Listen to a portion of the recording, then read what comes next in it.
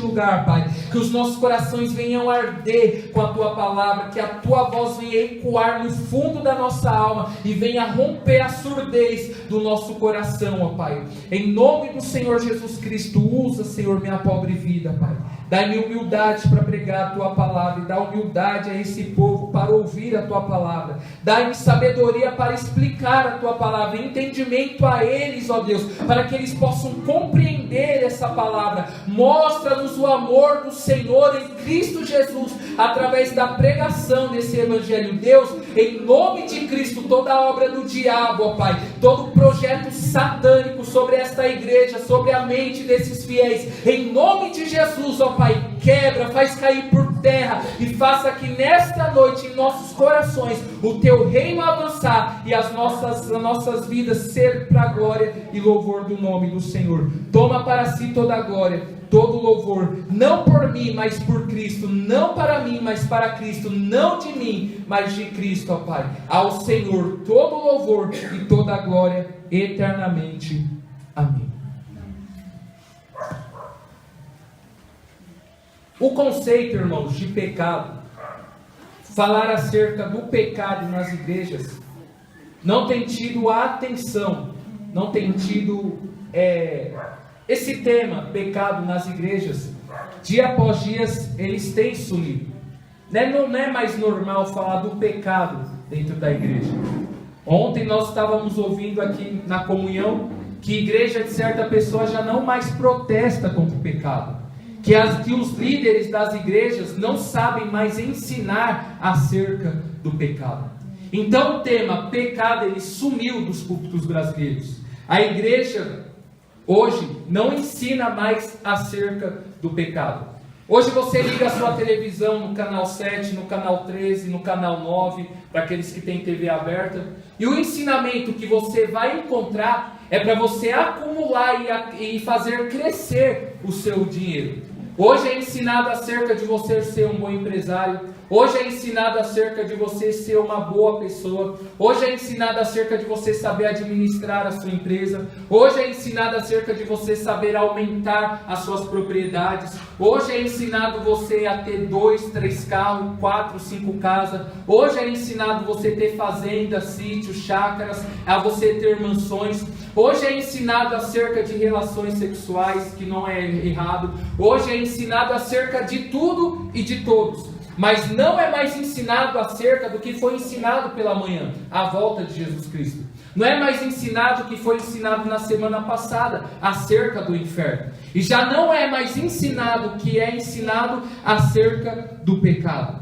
As igrejas hoje, o que é lamentável, não têm ensinado o que é pecado para os fiéis. Não têm ensinado a seriedade do pecado. Não têm ensinado a consequência do pecado. Não tem ensinado que todos os pecadores que não forem achados nos livros da vida, a sua herança será no lago de fogo. Que a herança, a herdade de todos os ímpios é o inferno. Então não é mais ensinado isso pelas igrejas. Por quê? Porque o dízimo dos membros são altos. Porque as pessoas dão grandes partes do seu dinheiro à igreja. Porque os líderes, eles estão sendo enriquecidos pelo dinheiro das pessoas. Não é ensinado não é mais pregado pecado nas igrejas. Por quê? Porque lá tem empresário, lá tem bilionários, lá tem milionários, tem pessoas ricas, lá tem pessoas que podem oferecer a líderes e à igreja bens materiais. E o que a igreja precisa não é de coisas terrenas. O que a igreja precisa é da sã doutrina, é da palavra da verdade. O que a igreja precisa não é de riqueza terrena, mas de riquezas que o dono do ouro e da prata tem a oferecer a nós. E isso é oferecido mediante a verdade das Escrituras. Então as igrejas, por medo de perder membros, e principalmente os dizimistas, não aconselham acerca do pecado.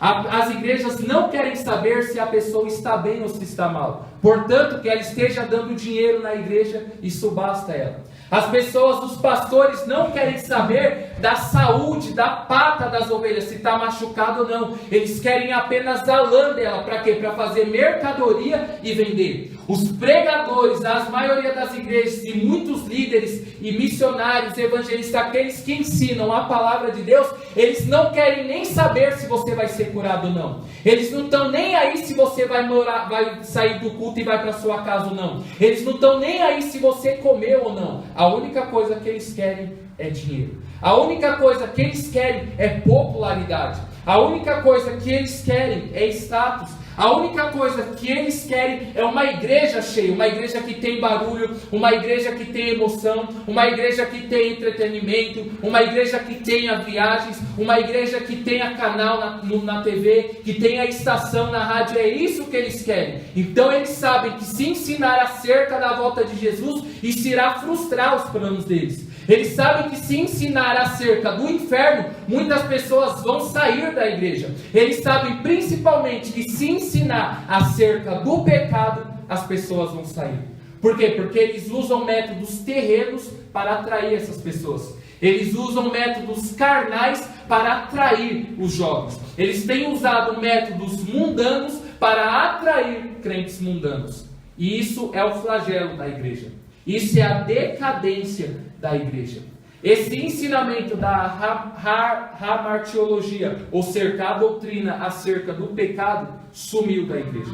E esse é o motivo das igrejas estarem liberais. Esse é o motivo da nossa geração ser tão perversa como ela é. Esse é o motivo da igreja ser tão fria como ela é. Esse é o motivo de nós produzirmos crentes tão carnais como nós temos produzido. Esse é o motivo da igreja ser chacota na boca dos ímpios. Esse é o motivo de cristão não ser respeitado na sociedade. Esse é o motivo dos cristãos não terem seriedade na pregação do Evangelho, de não terem seriedade quando ouvem dizer que Jesus Cristo breve virá. Já não tem mais seriedade de saberem que as suas almas são eternas e se morrerem fora de Cristo, irão passar a eternidade no inferno. Isso que tem feito as igrejas brasileiras ao declínio. Isso tem levado as igrejas contemporâneas, as igrejas modernas, principalmente as igrejas de São Paulo, onde se concentra na região dos Brais, as maiores heresias, as igrejas mais hereges, tem levado cristãos a morrerem, se apostatarem da fé. Tem feito com que cristãos vivam na igreja achando que são salvos e ainda não foram perdoados dos seus pecados. Achando que são convertidos e ainda não nasceu da água e do Espírito. Ainda não sofreu a metanoia, ainda não sofreu a regeneração. Mas estão dentro da igreja. Estão enquadrados dentro dos usos e costumes. Estão enquadrados dentro da liturgia da igreja. Se vestem como crente, falam como crente, têm uma família de crentes, têm aparência de piedade, contudo negam a eficácia dela. Esse é o cenário da igreja. Esse é o cenário dos púlpitos a qual nós estamos vivendo. Eu glorifico a Deus e eu creio que esse deve ser também o motivo de você glorificar a Deus pelas mensagens que você tem ouvido neste lugar. Não trazendo glória a nós e a este lugar, não, porque é tudo a palavra de Deus que faz. É tudo graça de Deus para nos preservar. É tudo a bondade de Deus que nos dá alimento verdadeiro, que é Cristo Jesus. O maná, o pão vivo que desceu do céu. Mas esse é o cenário, irmãos, que nós estamos vivendo. Essa é a situação que nós estamos enquadrados. O seu amigo, muitas das vezes, que se diz cristão, vive um falso evangelho. Talvez a sua mãe, o seu pai, talvez o seu filho, talvez a sua filha, talvez a sua avó, um parente, ou até mesmo você, vive ou está vivendo, ou já viveu um falso evangelho. Quantas pessoas já não chegaram em nós, já disseram, olha, eu vim conhecer o que é evangelho há 5 meses, 6 meses atrás. Eu vim saber que eu era convertido, que eu sofri a conversão depois que eu passei a andar com vocês. Não porque nós salvamos, mas porque nós, pela graça de Deus, apresentamos o verdadeiro evangelho.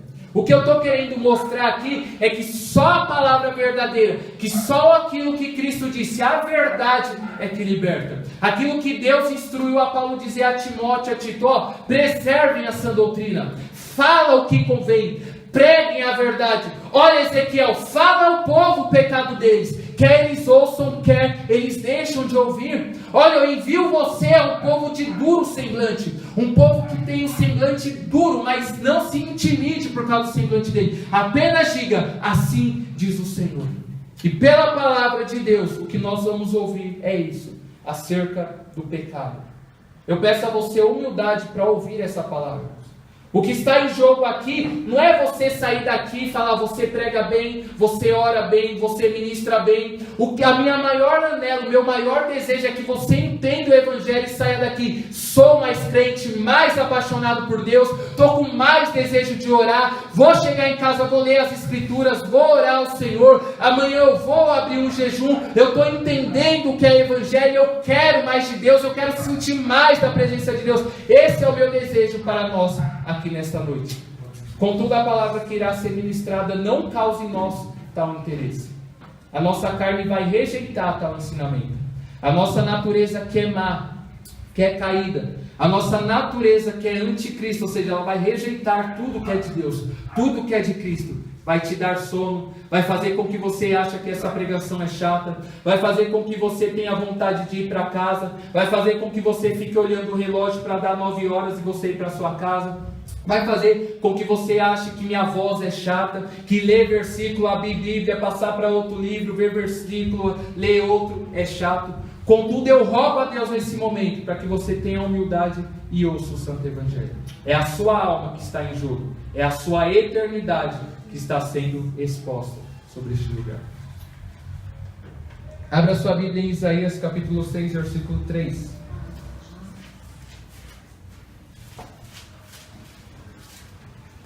Isaías capítulo de número 6, versículo de número 3.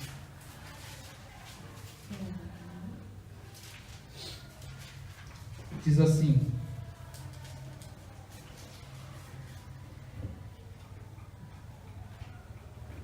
e clamavam um para os outros, dizendo: Santo, Santo é o Senhor dos exércitos, e toda a terra está cheia da tua glória. Agora abre em Tiago, capítulo de número 1, versículo de número 13.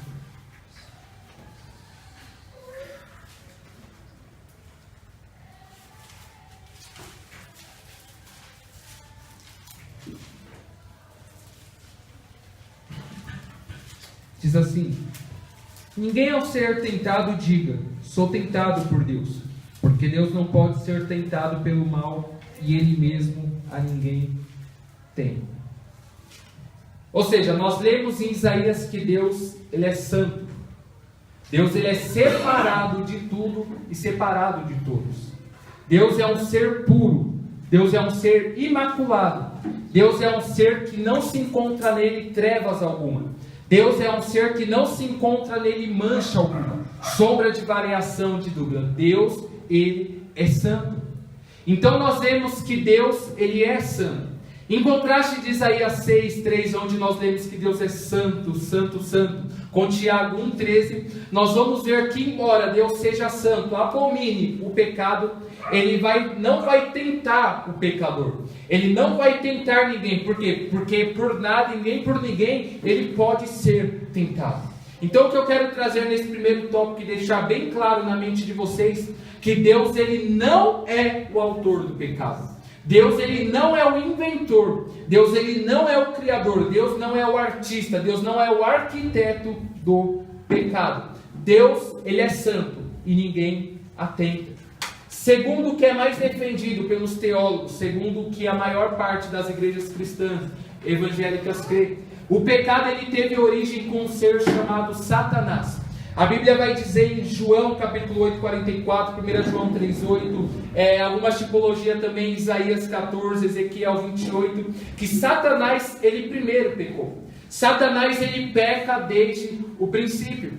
Então o pecado, ele tem origem com Satanás. Mas no que diz respeito ao gênero humano, à raça humana, como nós lemos em Gênesis capítulo 3, do versículo 1 ao 19, o pecado dentro do gênero humano, ele vai surgir com Adão e Eva.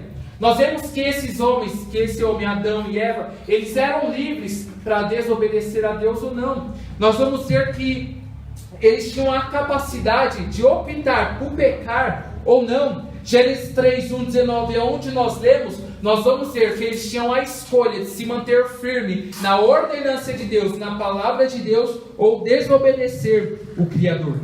Mas quando nós lemos o relato da queda, nós vemos que o pecado de Eva e Adão não foi um fruto não pensado, Não foi um fruto do acaso, não foi algo inevitável ou imposto por Satanás, muito pelo contrário. O texto que nós lemos em Gênesis 3, nós vamos ver que houve um diálogo entre Satanás, a serpente e Eva. Nós vamos ver que houve ali entre eles dois um discurso, houve uma conversa entre eles, houve algo sendo oferecido da parte da serpente à mulher. E o que foi oferecido? Eva, ela lhe desejou comer do fruto. Eva, ela viu que aquilo era agradável aos olhos, ela viu que era agradável para dar entendimento a ela. Então Eva, seduzida pela mentira de Satanás, ela trocou, ela negociou a verdade de um Deus que é verdadeiro pela mentira do pai da mentira. E é isso que nós homens fazemos, é isso que nós temos feito. Nós temos trocado a verdade de Deus pela mentira do diabo. Assim Eva também fez, ela trocou, desprezou, ela desobedeceu a verdade e a ordem de Deus para aceitar, para acolher, para praticar, obedecer a mentira de Satanás. É nesse momento então que Tiago 1,15 vai nos relatar o seguinte, havendo a concupiscência concebido, dá à luz o pecado, e o pecado sendo consumado gera a morte. Então Eva ali naquele momento ela estava como que tendo uma relação simbologicamente entre ela e a serpente. Então quando ela é levada à concupiscência, quando ela aceita, ela tem o desejo, ela sente a vontade de comer daquele fruto, ela ali consuma o ato. Quando ela consome o ato pegando e comendo, é como se o pecado fosse uma criança, um bebê sendo gerado dentro da barriga dela. Até o momento que ela leva ao seu marido Adão e dá também a ele. É nesse momento que agora o bebê chamado pecado, ele dá a luz, ele vem ao gênero humano. É por isso que Paulo aos Romanos capítulo 5, versículo 12, onde nós também lemos, ele diz que por causa da desobediência de um homem, entrou o pecado no mundo. Então a desobediência de Adão e Eva suscitou no gênero humano algo chamado pecado. A palavra grega para pecado é hamartia, ou seja, pecado. Ela vem de um verbo que significa errar o alvo. Aqui ele está nos trazendo a ideia de um bom arqueiro. Você sabe que uma pessoa que ela é boa em arco e flecha, ela tem a facilidade para acertar o alvo. Quando ela coloca a flecha sobre o arco e puxa, aquela flecha ela tem uma direção. Qual direção? Acertar o centro do arco. Acertar o centro daquela marca ao qual ele tem o objetivo de lançar a flecha.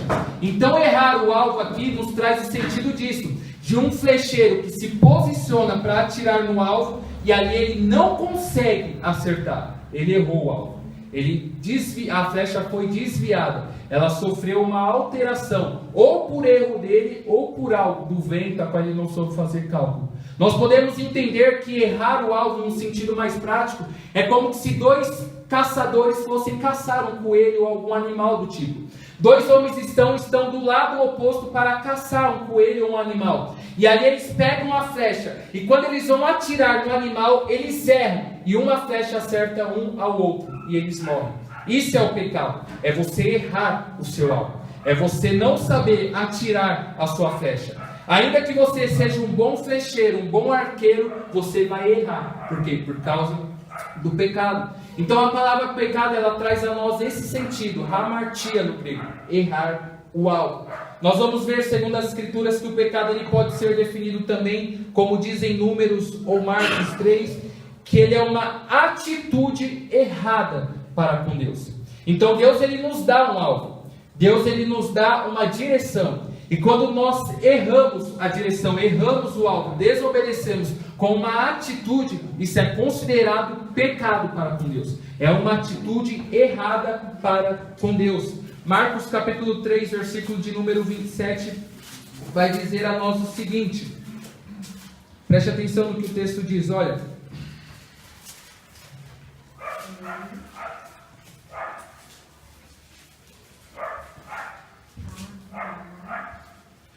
Marcos 13, versículo 29. Mas aquele que blasfemar contra o Espírito Santo não tem perdão para sempre, visto que é réu de pecado eterno. O que Jesus estava querendo dizer aqui? Ele estava censurando a blasfêmia dos escribas. Os escribas, eles estavam tendo uma atitude. Qual atitude? Blasfemar contra o Espírito Santo. Eles estavam tendo uma atitude de se negar a crer no Messias, de se negar a crer no Cristo. Então eles estavam tendo uma atitude que era um pecado gravíssimo para com Deus. Então uma atitude errada para com Deus é errar o alvo, é pecado. 1 João capítulo 3 também vai dizer que o pecado, ele é uma transgressão da lei. 1 João capítulo de número 3, versículo 4 diz assim: todo aquele que pratica o pecado também transgride a lei, porque o pecado é transgressão da lei. O que é você transgredir? É você ir além, é você não observar. Como assim? A lei, ela te dá uma observação, olha, não ultrapasse. Então quando você não observa aquela sinalização, não observa aquela ordem, você transgride, ou seja, você vai além, você passa daquilo. Então o pecado, ele é também uma transgressão à lei de Deus. Tiago capítulo 4, 7 vai dizer que todo aquele que faz o bem, que todo aquele que pode fazer o bem não faz, ele omite. Ou seja, a omissão também é um dever. E quando nós omitimos algum dever, quando nós omitimos algo bem, nós estamos também pecando contra Deus. Romanos capítulo 7, versículo 15 ao 17 vai mostrar que o pecado é uma tendência natural para o erro. Então tudo isso é errar o alvo. Tudo isso é você não conseguir acertar a flecha no alvo. Então quando você faz essas coisas, pratica essas coisas, quebra os mandamentos de Deus, quebra as leis de Deus, você está errando o alvo, você está pecando. De uma forma mais prática, o que é o pecado? O pecado é você afrontar um Deus que é santo. O pecado é como se você chegasse na cara de Deus, que é o nosso Pai Celeste, e cuspisse no rosto dele. É como se Deus te desse um presente, você pegasse o presente, jogasse no chão e falasse: eu não quero, isso aqui para mim não vale nada. Ou seja, você está afrontando a santidade de Deus. Você sabe o que é isso? Você sabe a seriedade, a gravidade que é nós afrontarmos a santidade de Deus? Você esqueceu que os serafins, seres de fogo, seres que estão mais próximos do trono de Deus, eles clamam a Deus dizendo: Santo, Santo, Santo é o Senhor. Eles estão dando ênfase, Deus, ele é santo, santo, santo. Nenhum outro atributo de Deus é repetido 3 vezes como a santidade de Deus. Então os serafins estão dizendo, ele é santo, santo, santo. Não há atributo tão terrível e tão glorioso como a santidade de Deus. A santidade de Deus é o atributo que Deus mais preza. Por quê? Porque a santidade de Deus faz com que todos os outros atributos eles também hajam com harmonia. Então Deus, ele é santo. O salmista ele dizia: coisa terrível é cair nas mãos de Deus. Nós sabemos que Deus ele irá, pela sua santidade, que é ligada com a sua justiça e com a sua ira, punir todos os pecadores. Ele irá esmagar todos os pecadores. O sangue dos seus inimigos irão salpicar sobre os seus vestidos brancos. Por quê? Porque ele é santo, ele não pode tolerar o mal, ele não pode suportar o pecado. Então quando nós pecamos, nós estamos afrontando esse Deus. Nós estamos olhando para Deus e dizendo: Deus, o pecado é melhor que o Senhor. Deus, o Senhor para mim não é nada. A tua presença não me satisfaz. O que me satisfaz é o pecado. Nós estamos afrontando a Deus. Nós estamos comprando uma contenda, uma briga com Deus. Então o pecado é errar o alvo, mas no sentido espiritual, prático, é afrontar a santidade de Deus. E o pecado ele vai trazer dentro disso 3 aspectos. O primeiro é a ação pecaminosa, a natureza pecaminosa e a culpa. Grave isso. Ação pecaminosa, natureza pecaminosa e grave principalmente esse, a culpa. Diga comigo, culpa. Muita gente, pouco barulho. Culpa. E o que quer dizer ação pecaminosa? Refere-se às práticas que desagradam a Deus. Todos os homens a cometem, tanto salvos e ímpios. Salmo capítulo 51. vai declarar a nós as seguintes palavras. Verso 4: pequei contra ti somente, e fiz o que é mal perante os teus olhos, de maneira que será tido por justo no teu falar e puro no teu julgar. Sabe o que Davi está falando aqui? Davi é aquele homem segundo o coração de Deus. Davi é aquele homem que agradou a Deus. É o homem que fez toda a vontade conforme a vontade de Deus. E Davi não estava isento de ter uma ação pecaminosa. Então Davi está dizendo: olha, Senhor, tu és santo, e eu sei que eu pequei contra ti, e contra ti somente eu pequei. Então, se o Senhor, que é justo, me julgar e me condenar, eu ainda assim te louvarei. É isso que Davi está dizendo. Por quê? Porque ele sabe da sua ação pecaminosa. Ele sabe que tanto o ímpio quanto os salvos têm essa ação do pecado. E dentro dessa ação, a punição dele é morte, é inferno. Tem também a natureza pecaminosa. É a tendência natural que o homem tem para o mal. Desde o seu nascimento, essa natureza é passada de pai para filho. A natureza pecaminosa, a depravação do homem, compõe um conceito de pecado original, que é o pecado que nós aqui lemos em Gênesis 3, versículo 1 ao 19. E tem agora também a culpa. A culpa, ela não é propriamente uma expressão do pecado, mas sim o impacto jurídico que a transgressão de Adão teve sobre toda a humanidade, tornando todo o homem condenado. Então a culpa, ela não é propriamente uma expressão do pecado, mas sim um impacto jurídico. Aqui é a ideia de um tribunal e a pessoa sendo julgada, e o pecador aqui recebendo a sua culpa e recebendo a sua condenação. Lembre-se disso. Então nós temos esses três aspectos: ação pecaminosa, natureza pecaminosa e a culpa. Toda a raça humana estava de alguma forma ligada a Adão, quando ele pecou. Por isso, o resultado da sua desobediência sobrevieram a todos os homens. Romanos 5,12 que nós lemos. Porque pela desobediência de um homem veio o pecado ao mundo, e o pecado a morte. E a morte passou a reinar sobre todos os homens. Por quê? Porque todos pecaram. Romanos 3,23. Porque todos pecaram e destituídos estão da glória de Deus. Então o pecado, ele afetou o homem. Toda a faculdade psicológica, toda a faculdade emocional, toda a volição do homem, ela foi afetada pelo pecado. O sentimento do homem passou a ser perverso. O desejo do homem passou a ser corrompido. Todo o desígnio do coração do homem passou a ser mau e perverso. Paulo diz em Romanos capítulo 7, versículo 18: eu sei que em mim, isto é, na minha carne, não habita bem algum. Todo homem que trabalha para o pecado terá um salário, e esse salário é a morte. Paulo foi bem enfático em escrever em Romanos 6, 23, porque o salário do pecado é a morte. O que é o salário? O salário é um pagamento. Quem aqui trabalha sabe que você trabalha 30 dias, 26 dias, alguns trabalham todos os dias com uma folga no mês, enfim, tem diversas formas de trabalho, tem diversos dias que você trabalhar, mas uma coisa é certa: quando cumprir os dias trabalhados, você terá o seu salário, você terá a sua recompensa. Assim também é a morte. A morte, ela é o pagamento de todos os pecadores. Assim como a morte, ela teve início no pecado, a morte também será o resultado final do pecado. Por isso que Paulo diz: porque o salário do pecado é a morte. Então todos os pecadores, por estarem em pecado, eles também passaram a herdar a morte. Lembra que Deus falou: não coma, porque no dia que vocês comerem, vocês vão morrer.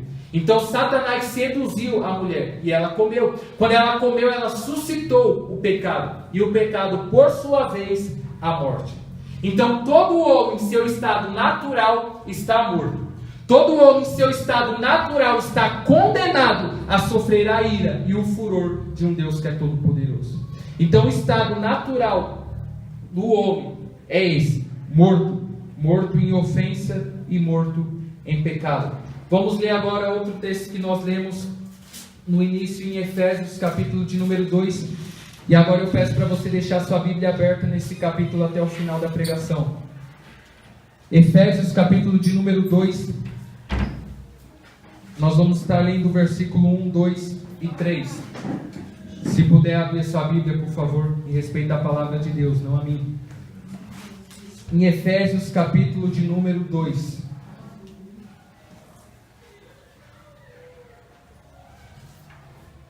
Olha o que Paulo vai dizer. Ele vos deu vida, estando vós mortos nos nossos delitos e pecados, nos quais andaste outrora, segundo o curso deste mundo, segundo o príncipe da potestade do ar, do espírito que agora atua nos filhos da desobediência, entre os quais também todos nós andamos outrora, segundo a inclinação da nossa carne, fazendo a vontade da carne e do pensamento. Deixa sua Bíblia aberta aí. Paulo aqui ele está mostrando a condição do homem. Paulo ele está aqui trazendo a nós uma revelação da parte de Deus, que todos os homens, que o fator, que a cena, que a situação de um homem sem Deus é trágica. A situação de todos os homens sem Cristo Jesus e a consciência deles aponta que eles não estão em Cristo Jesus é uma situação terrível, é uma situação desesperadora. Todo homem não convertido, todo homem que não está em Cristo Jesus, ele está conforme Efésios diz. Paulo ele vai trazer aqui no versículo 1 a ideia, ó, e ele vos deu vida, estando vós mortos nos vossos delitos e nos vossos pecados.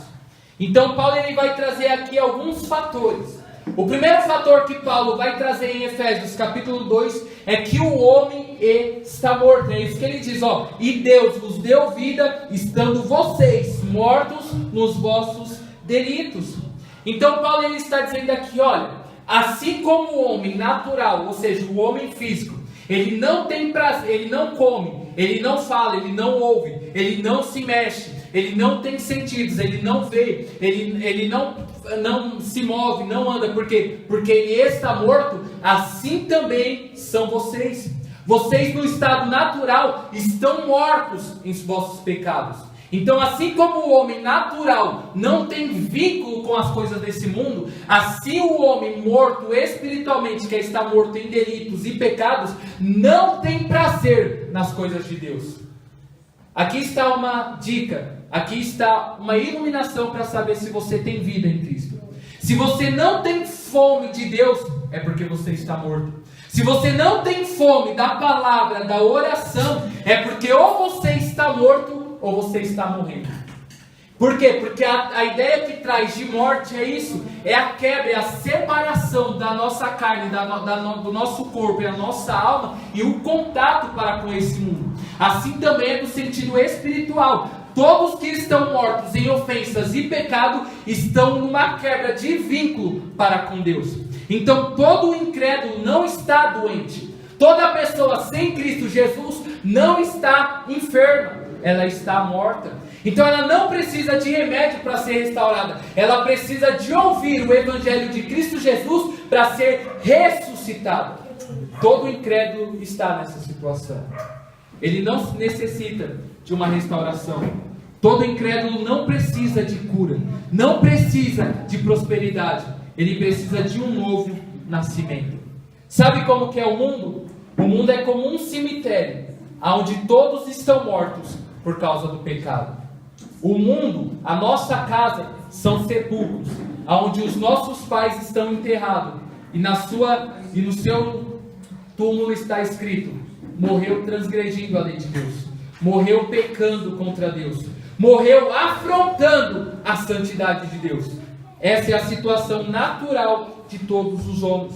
Segundo lugar, Paulo vai dizer no capítulo 2 de Efésios, versículo 2 e 3, o seguinte: nos quais andaste outrora, segundo o curso deste mundo, segundo o príncipe da potestade do ar, do espírito que agora atua nos filhos da desobediência, entre os quais todos nós também andávamos. Então, em segundo lugar, segundo fato que Paulo vai trazer aqui, é que o homem é desobediente. Então, o homem no estado natural está morto e ele também é desobediente. Há 3 forças que levam o homem a desobedecer a Deus, a saber, o mundo, o diabo e a carne. No que diz respeito ao mundo, quando a Bíblia trata acerca do mundo, não está dizendo somente da pessoa ou de todo o mundo. A Bíblia vai dizer que, melhor dizendo, não é a natureza criada por Deus, não é a árvore, não é as colinas, os mares, enfim, a criação natural de Deus. Mas vai dizer que é o sistema que pressiona cada pessoa para se conformar aos seus valores. Lembra o que Paulo escreve aos Romanos no capítulo 12? Não vos conformeis com este mundo.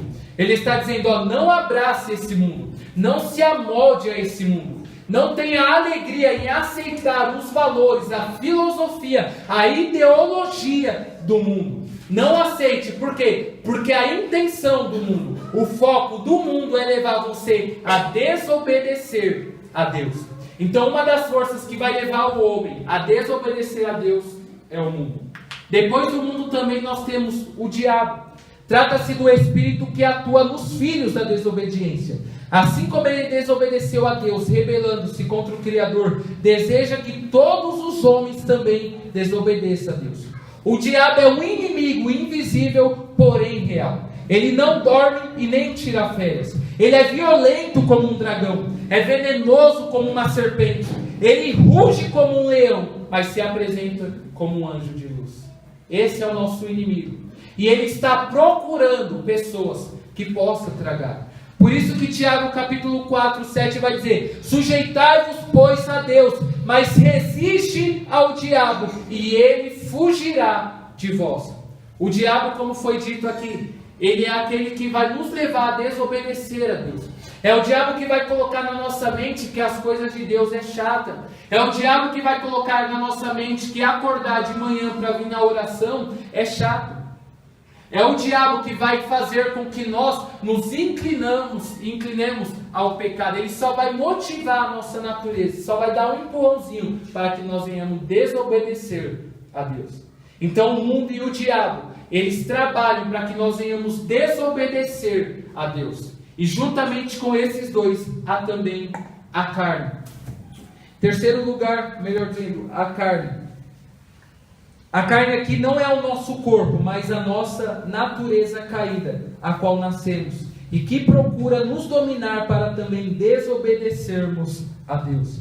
É como Davi orou no Salmo 51, versículo 5: em pecado eu nasci, em pecado me concebeu a minha mãe. Jeremias vai escrever no capítulo 13, 23, que o homem não pode mudar a sua natureza.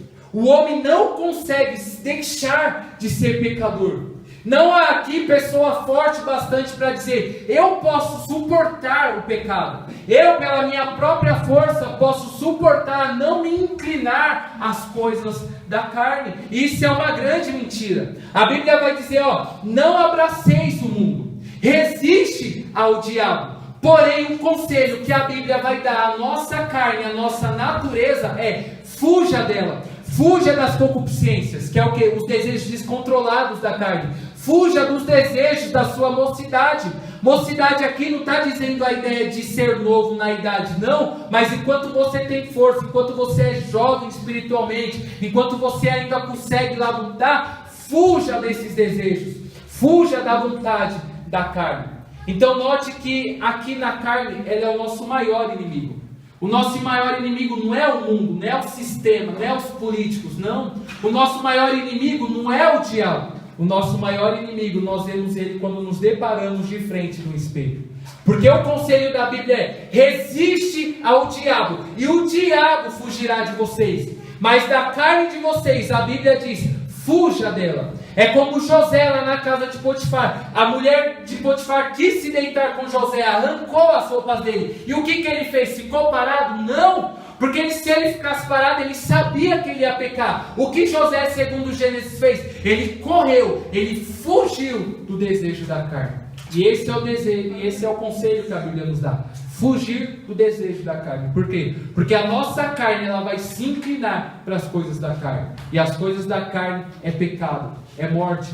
As coisas da carne vai nos levar, juntamente com o diabo e com o mundo, a desobedecer a Deus. Então nós vemos aqui que o homem está morto, que o homem é desobediente a essas três forças que contribuem para o homem desobedecer a Deus. E o terceiro fato que Paulo vai trazer é que todo homem é depravado. Olha o que ele diz no versículo 3. Fazendo a vontade da carne, parte B, dos pensamentos, e éramos por natureza filhos da ira como os demais. Então Paulo ele está dizendo aqui que todo homem não convertido vive para agradar a carne, os desejos carnais e mentais. Suas ações são más e pecaminosas. O homem é escravo leal do pecado.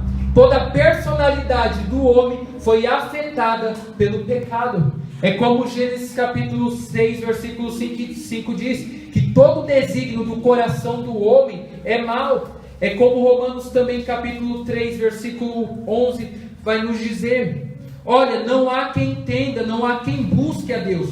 Todos se extraviaram e fizeram-se inúteis. Não há quem faça o bem, nenhum sequer. Romanos capítulo 7, versículo de número 14, Paulo ele vai trazer a real situação da natureza do homem. Olha o que ele diz: porque sabemos que a lei é espiritual, todavia sou carnal, vendido à escravidão do pecado, porque nem mesmo compreendo o meu próprio modo de agir, pois não faço o que prefiro, e sim o que detesto. Ora, se não faço o que eu quero, consinto com a lei que não é boa. Neste caso, quem faz isto já não sou eu, mas o pecado que habita em mim. Porque eu sei que em mim, isto é, na minha carne, não habita bem algum para que eu possa efetuá-lo. Porque o que eu faço, porque o bem que prefiro, isso não faço, mas o que não quero fazer, esse faço. Mas se eu faço o que eu não quero, já não faço eu, mas o pecado que habita em mim. Então querer fazer o bem contra a lei de que o mal reside em mim. Então olha a natureza do homem. A natureza do homem vai fazer ele se inclinar àquilo que é mal. Sabe por que você fala, eu vou fazer o bem e não faz? Não é porque você não quer ou não pode fazer, é por causa do pecado que está dentro de nós. Sabe por que você fala, não vou fazer o mal e acaba fazendo? É por causa do pecado que habita dentro de nós. Romanos capítulo 8, versículo 8 diz: portanto, os que estão na carne não podem agradar a Deus. O homem natural, ele é depravado, ele não consegue agradar a Deus. Ele é inimigo de Deus. Ele é inimigo da cruz do seu Filho amado, Jesus Cristo. Eles são destituídos da glória de Deus. Essa é a situação do homem, pecado, irmãos. Sabe por que um homem de 25 anos abusa de uma criança de 7? Pecado. Sabe por que homens passam noites e noites em orgias, traindo esposas, e esposas traindo maridos, filhos matando o pai matando os filhos, todos os tipos de atrocidades? Pecado. Sabe por que ontem, na cidade de São Paulo, na sexta-feira, e hoje, pessoas estão em orgias, pessoas estão em sexos ilícitos, pessoas estão praticando abominações diante de Deus? Por causa do pecado. Sabe por que Hitler ele fez todo aquele mal? Por causa do pecado. Sabe por que Beira-Mar Marcola? Sabe por que Saddam Hussein? Sabe por que como foi Osama Bin Laden? Sabe como foi diversos terroristas, homens considerados perigos para a sociedade, um mal para a humanidade? Pecado. Sabe o que te faz diferente de Hitler? Nada. A mesma coisa que tinha dentro do coração dele, há dentro do seu coração. A mesma coisa que levou um homem a estuprar uma criança, a abusar de uma mulher, é a mesma coisa que reside nos nossos corações. Pecado. Você não é melhor do que o outro. Você não é melhor do que pessoas que estão usando droga nesse momento. Você não é melhor do que qualquer pessoa que seja considerada principal dos pecadores. Não, o principal dos pecadores não é os outros. É eu, é você, somos nós, é o singular. Tudo isso por quê? Por causa do pecado. A natureza do homem é pecaminosa. A sociedade entende que a maldade que há no mundo, que o flagelo do mundo se dá pela falta da educação, que a única coisa capaz de mudar o mundo é a educação. Mas em contraste com as escrituras, Isaías 1 vai nos dizer que o pecado ele é uma lepra incurável. Jeremias 13:23 mostra a impossibilidade do pecador melhorar sua condição. Paulo, escrevendo aos Romanos, vai dizer que o pecado ele é universal e todos os pecadores, todos os homens são pecadores. Então a Bíblia fala da origem do pecado. A Bíblia mostra a consequência do pecado. A Bíblia mostra a seriedade do pecado. A Bíblia mostra que o problema da humanidade não é o desemprego. O problema da humanidade não é a falta de saúde, não é a falta de educação. O flagelo da humanidade não é o que os intelectuais da sociedade, da medicina, da educação diz. Não, Deus nos mostra que o flagelo, que é a causa de todos os males, é o pecado. O pecado ele não está do lado externo, ou seja, não é dessas coisas terrenas. Mas o pecado, o problema da humanidade está do lado de dentro. Olha o que Jesus disse em Marcos capítulo 7, versículo de número 21. Jesus aqui está dizendo de você, olha. Porque de dentro do coração dos homens é que procedem os maus desígnios, a prostituição, os furtos, os homicídios, os adultérios, as avarezas, as malícias, o dolo, a lascívia, a inveja, a blasfêmia, a soberba, a loucura. Ora, todos estes males que de dentro é que contaminam o homem.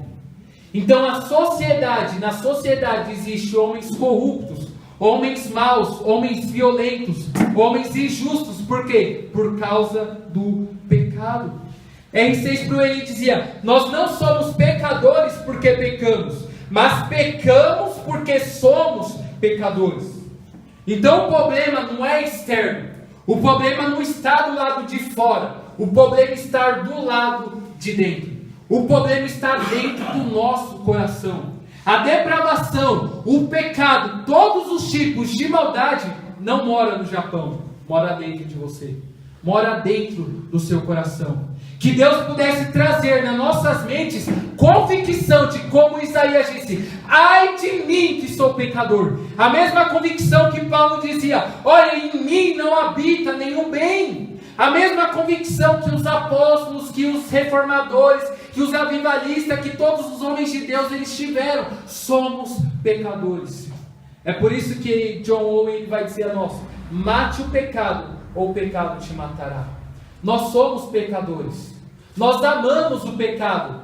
Nós amamos a mentira. Nós amamos a prostituição. Nós amamos a lascívia. Nós amamos todos os males de pecados. Por quê? Porque está dentro do nosso coração. Você não é bom. A Bíblia descreve você como morto.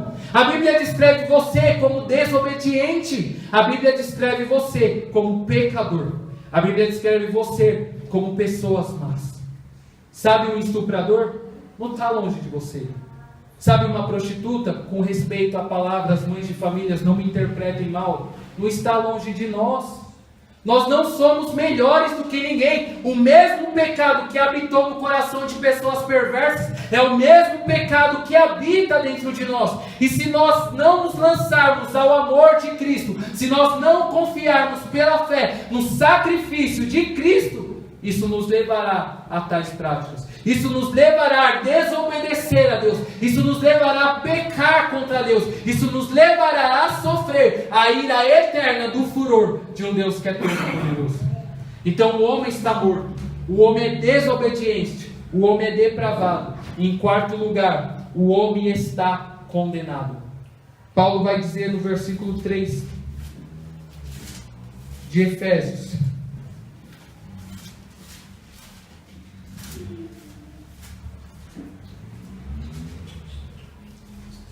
e éramos por natureza filhos da ira, como os demais.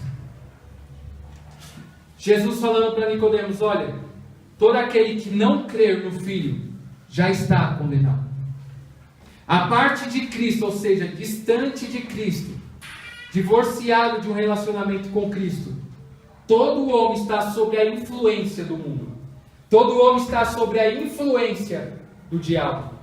Todos os homens estão sob a influência do pecado, da carne. Sendo assim, todos os homens estão condenados. Além de condenados, eles estão debaixo da ira de Deus. Você se ira e bate no seu filho. Você tem uma perca emocional, você perde o seu controle e agride uma pessoa.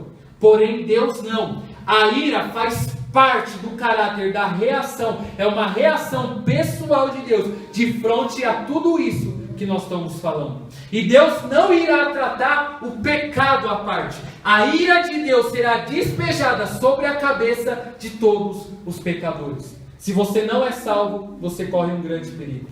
Se você não tem certeza da sua salvação, grande e terrível causa está sobre a sua cabeça. Porque todos os homens já estão condenados. A ira de Deus está ligada com a justiça dele. E a justiça de Deus ordena com que todos os pecadores sejam punidos.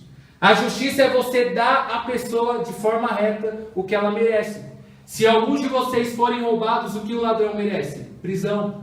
Se alguém aqui nos Estados Unidos matar, o que eles irão merecer? Pena de morte. Alguns vão chegar a uma prisão perpétua. Por quê? Porque a justiça vai dar a eles aquilo que eles merecem. Com Deus também é assim. O nosso pecado, o nosso crime, as nossas ofensas ordena com que a ira de Deus ligada com a sua justiça e santidade nos puna de maneira correta. E qual é a maneira dessa punição? Ou nos lançando ao inferno ou matando alguém no nosso lugar. E Deus optou por enviar o seu Filho Jesus Cristo. Paulo ele vai continuar dizendo: mas Deus, sendo rico em misericórdia, por causa do grande amor com que nos amou, estando nós mortos em nossos delitos, nos deu vida juntamente com Cristo. Pela graça sois salvos. Então Paulo ele vai mostrar a depravação dos homens. Vai mostrar tudo isso que nós falamos. E Paulo vai continuar no decorrer desse versículo, como nós lemos no capítulo 4, que Deus nos amou. O versículo 5 ele vai dizer: estando nós mortos em nossos delitos e pecados, nos deu vida juntamente com Cristo. Pela graça sois salvos. Deus nos ressuscitou disso tudo. Deus ele também nos exaltou. É isso que ele vai continuar dizendo, e juntamente com ele nos ressuscitou e nos fez assentar nos lugares celestiais em Cristo Jesus. E ainda assim Deus ele nos guarda para mostrar nos séculos vindouros a suprema riqueza da sua graça e bondade para com Cristo. Sabendo disso tudo que nós falamos, isso tudo foi só a introdução para chegar nessa parte da mensagem. O que nós merecíamos era o inferno. O que nós merecíamos era sofrer a ira de Deus. O que nós merecíamos era passar a eternidade no inferno. O que nós merecíamos era passar séculos dos séculos, eternidade da eternidade, rangendo os nossos dentes, gemendo de dor, sofrendo a ira e o furor de um Deus santo e todo-poderoso. Mas por que Deus nos amou? Eu não consigo entender, eu não consigo colocar na minha mente como Deus pode ter tanto amor por seres tão miseráveis como nós. Eu não consigo, isso me constrange, como a palavra fala. O amor de Deus nos constrange. Como Deus conseguiu nos amar? Como pôde Deus nos amar? João 3,16 faz uma afirmação. Porque Deus amou o mundo de tal maneira. E eu pergunto, por que Deus nos amou de tal maneira? Ainda que nós peguemos o céu e façamos de papel, ainda que nós pegamos as árvores, juntemos e fazemos de pincel, e os oceanos como tinta, seria pouco para nós podermos descrever tamanho amor. Nós merecíamos a ira de Deus, mas Ele nos amou. Nós merecíamos a justiça de Deus, mas Ele teve misericórdia de nós. Nós merecíamos a punição de Deus, mas Ele teve graça de nós. Esse amor deveria nos constranger. Esse amor deve nos constranger. Nós não tínhamos nada além disso. Ou seja, nós não tínhamos nada além de pecado para Deus nos amar. E ainda assim Ele nos amou. Porque Deus prova o seu amor para conosco em que Cristo Jesus morreu por nós, sendo nós ainda pecadores. Porque Deus amou o mundo de tal maneira que deu seu Filho unigênito, para que todo aquele que nele crê não pereça, mas tenha a vida eterna. Deus nos amou. Quando a Bíblia diz porque Deus amou o mundo, não está dizendo que o motivo do amor de Deus foi o mundo. Não, mas quando a Bíblia diz porque Deus amou o mundo, e outros versículos, porque Deus amou os pecadores em Cristo, porque Deus é amor, porque Deus teve amor, porque Deus manifesta o seu amor, não se encontra nos pecadores, se encontra em seu Filho amado, Jesus Cristo. O único motivo de Deus não nos matar quando nós pecamos, o único motivo de Deus não ter nos lançado ao inferno quando Adão desobedeceu, foi por causa do seu Filho, Jesus Cristo. Deus não nos condenou, não porque nós somos raridade, não porque nós somos xodó, não porque nós somos campeões, não porque nós somos como as pessoas estão dizendo, mas por causa da imagem de seu Filho Jesus Cristo. Por causa do Cristo, por causa do amor do seu Filho, por causa da bondade, da humildade de Cristo, de vir a essa terra fazendo-se humilde e sendo obediente até a morte e morte de cruz. Aleluia. Nós merecíamos aquela cruz. Aquela cruz foi para mim, foi para você, foi para todos os homens, mas Deus enviou o seu Filho, e o seu Filho naquela cruz pagou pelos nossos pecados, pagou pelos nossos crimes. Ele sofreu a imputação dos nossos pecados, para que nós, pela sua graça, pelos seus méritos, pela sua justiça, pudéssemos ter a sua justificação em nós. Amém. A sua justiça em nós. Só em Cristo nós temos paz para com Deus. Só em Cristo nós temos as bênçãos de Deus. Só em Cristo nós temos a justificação de Deus. E o que é a justificação? O que eu pedi para vocês decorarem lá atrás? A culpa. Um dos aspectos do pecado é a culpa. A culpa jurídica. A culpa de você estar no tribunal e Deus, sendo o juiz, te condenar. Mas no sacrifício de Cristo, todos aqueles que se achegam à fé com Ele, encontram justificação. E o que é a justificação? A justificação é Deus pegar o culpado e declará-lo inocente. E como isso ocorreu? Isso ocorreu a partir do momento que Deus pegou Cristo, o inocente, e o fez culpado. E agora, pelos méritos do inocente, o culpado é declarado inocente.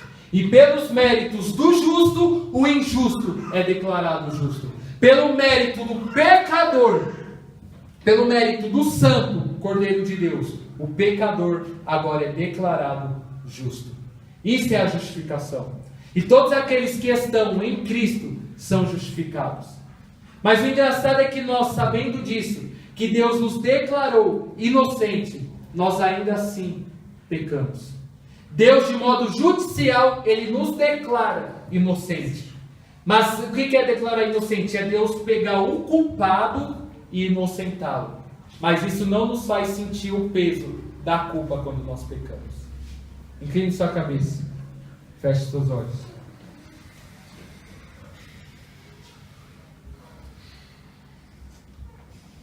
Dentro da mensagem que nós pregamos, o que você merecia era o inferno. Talvez dentro do contexto de vida que você está vivendo, o que você mereça é inferno. Contudo, Deus foi misericordioso. Contudo, Deus, sendo rico em misericórdia, por causa do grande amor com que nos amou, estando nós mortos em nossos delitos e ofensas, nos deu vida juntamente em Cristo. Pela graça sois salvos. Mesmo sendo declarado justo diante de Deus, quando nós pecamos, nós sentimos a culpa. Quando nós pecamos, o que vem no nosso pensamento é: Deus não irá me perdoar. Quando nós pecamos, o que vem na nossa mente é: Deus não me ama mais. Quando nós pecamos, o que vem sobre nós? Desânimo para ler a palavra, desânimo para orar, já não tem mais força para vir à igreja. Quando nós pecamos, nós achamos que vamos ser condenados por Deus. Mas quando nós recebemos a justificação pelos méritos de Cristo, quando nós pecamos, nós sabemos que temos um advogado. Então, diante do tribunal, quando nós pecamos, e ali o diabo está dizendo: Senhor, eles são dignos de morte. Deus, eles são dignos do inferno. A Bíblia nos declara, e é Deus dizendo a nós: nenhuma condenação, portanto, há para aqueles que estão em Cristo Jesus.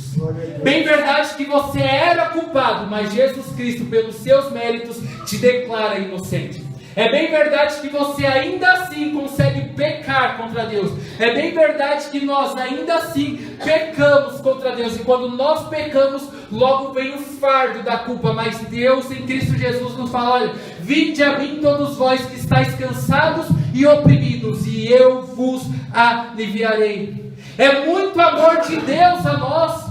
Você já se perguntou por que Deus ele te ama? Você consegue encontrar em você algum motivo para Deus te amar? Se você disser para mim, eu encontro, eu digo que você é mentiroso. Não há nada em nós para que Deus possa nos amar. É somente o sacrifício de Cristo. É somente a obra redentora de Cristo Jesus. É somente a morte expiatória pelos nossos pecados. É somente o sacrifício propriatório de Cristo, que é o sacrifício que apazigua a ira, que remove a ira de Deus sobre nós. É somente pelo sangue de Cristo que nós somos salvos por Ele da ira futura de Deus. Nesta noite, cristão, saiba que há perdão dos seus pecados. Nesta noite, saiba que se você pecar, você não perde a sua salvação se você é salvo. O amor de Deus, ele não oscila. Quando você lê muito, Deus te ama. Quando você lê pouco, Deus continua te amando. Quando você ora, Deus te ama. Quando você não está orando, Deus ainda assim continua te amando. O amor de Deus não se encontra em você, se encontra nele mesmo.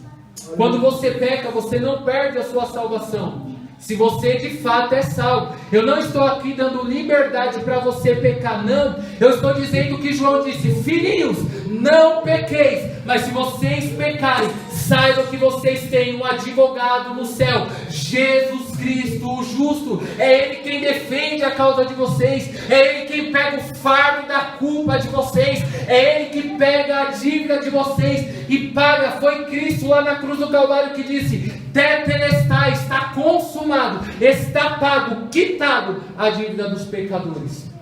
É muito amor. Vamos orar ao Senhor. Vamos orar a Deus. Deus, se o Senhor nos lançar ao inferno agora, o Senhor ainda é justo, Pai. Quantos pecados nossos o Senhor já contemplou e tem contemplado, Pai. Os mais ocultos dos nossos corações são mais claros diante dos seus olhos, Senhor. Os mais enterrados na profundidade do abismo estão mais perto do Senhor, Pai. Se o Senhor nos julgar e nos condenar, o Senhor é Deus, o Senhor é santo, o Senhor é justo. Contudo, a nossa confiança está em Cristo Jesus, ó Pai. O Teu Filho, o Cordeiro Imaculado, que veio a esse mundo e morreu pelos nossos pecados. Oh Deus, leva-nos a lançar-nos nesse amor. Leva-nos a ficarmos amarrados nesse grande, imenso, imensurável amor, Pai. Nessa insondável, extraordinária e maravilhosa graça do Senhor, Pai. Meu Deus, perdoa os nossos pecados. As nossas mentes nos acusam, Senhor. O diabo traz acusação sobre as nossas mentes. Porém, ó Deus, eu peço que o Teu Espírito Santo venha trazer consolo, que o Teu Espírito Santo venha trazer o bálsamo, que o Teu Espírito Santo venha trazer refrigério, ó Pai, que o Teu Espírito Santo venha trazer convicção do perdão, ó Pai.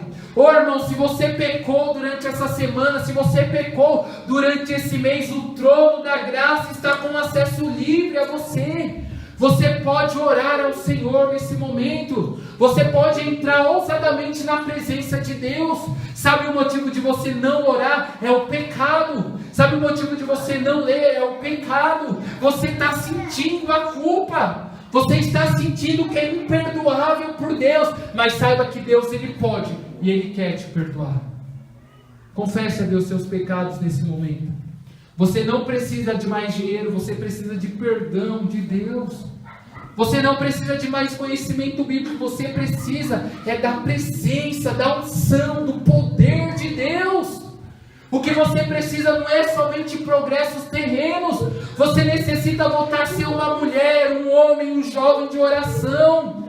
Você necessita voltar ao primeiro amor. Você necessita voltar às primeiras obras. Mas a culpa, o fardo do pecado não deixa. Mas o Cordeiro de Deus, Ele está aqui mediante essa palavra, para tirar esse jugo das suas costas, para tirar essa culpa da sua mente e fazer você progredir na fé, fazer você crescer na fé. Eu te encorajo em nome de Cristo Jesus a lutar pela sua salvação, a perseverar firme na fé. O pecado, ele tenazmente nos assedia, mas saiba, irmãos, que o que está preparado para nós é um céu, é um lugar de pranto, é um lugar de gozo, quer dizer, é um lugar de alegria, é um lugar de paz, é um lugar onde o pecado já não vai mais ter domínio sobre nós. Paulo, ele disse: desventurado o homem que eu sou, quem me livrará do corpo dessa morte?